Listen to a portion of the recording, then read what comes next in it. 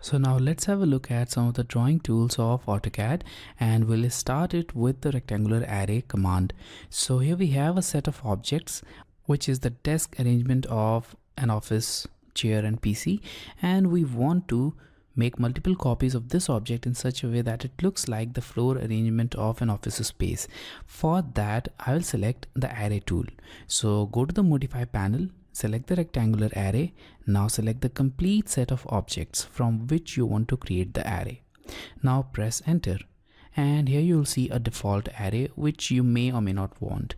Now in this case, you can increase number of objects in the row as well as in columns, and you can do that dynamically by using these multi-function grips. So here we have these grips. Now let's select this end grip in the horizontal direction, and I'll move it towards right, and you'll notice that number of objects will increase along with this grip. Similarly, you can increase number of objects in the column or in the height direction using the same grip. So let's now move it upwards, and here we have it. So now more objects are added here.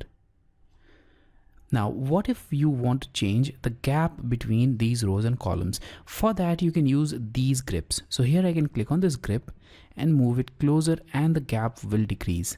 Similarly, I can click on this grip and I can decrease or increase the gap. So that's a dynamic way of changing the values, but you can also do it accurately using the array creation tab. So you'll see this array creation tab as long as the command is active, and here we have some of the options, like we have number of columns, rows and levels. So let's start with number of columns, which is currently 7. So let's change this value to 8.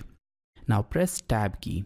Okay, now after that we have the spacing between these columns, which is set to 2387 units. Now what if we want these objects to remain very close to each other? For that, we need to change this value. We need to decrease it actually. So I'll change it to 1500. Now press tab key again, and now they are touching each other. So that's the arrangement which I want. Now the total distance will automatically adjust depending upon the number of objects or number of columns here. Now let's move on to rows. So here we have these 4 rows. Let's change it to 3.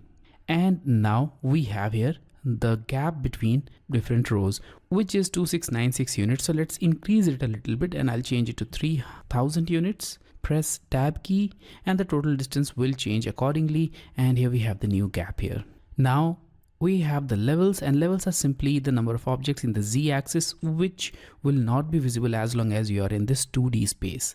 And we have this associative option, so you can keep this option checked if you want to keep this array editable, and if you want that the array should not remain editable, then keep on this option unchecked. But now I'll keep it checked, and let's now click on close array.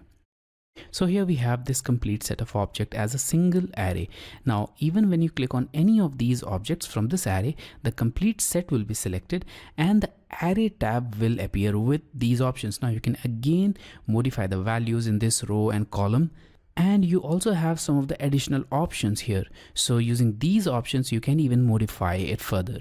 For example, let's say that we want to add some extra part in this source object. So for that, we can select this edit source option, and now select the item on which you want to make the modification. So I'll select this object here,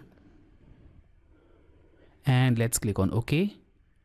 So here we have this array. Now we can modify it. So in order to modify it, I'll select the circle tool, and I'll make a small circle here.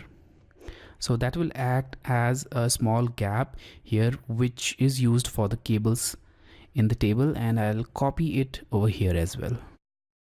Okay, now this is the final geometry, and the same set of object will be visible here.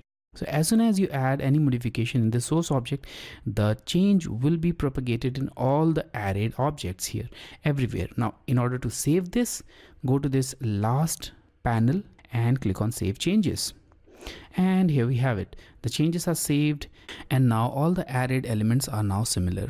In these cases, the gap between the array row and array column is simply the gap between any two corresponding points. So in the initial case, we have applied an array row gap of 3000 units, which is the gap between any two corresponding points. So for example, if you take this top left point as any reference point, then the distance between this top left and the second top left point will be 3000 units. Similarly, for the columns, the corresponding distance between the points will be equal to the gap which you have specified. So here we have this top left corner, so the gap between this top left corner and the top left corner of the second object will be equal to 1500 units, which we have specified. So this was all about the rectangular array tool of AutoCAD.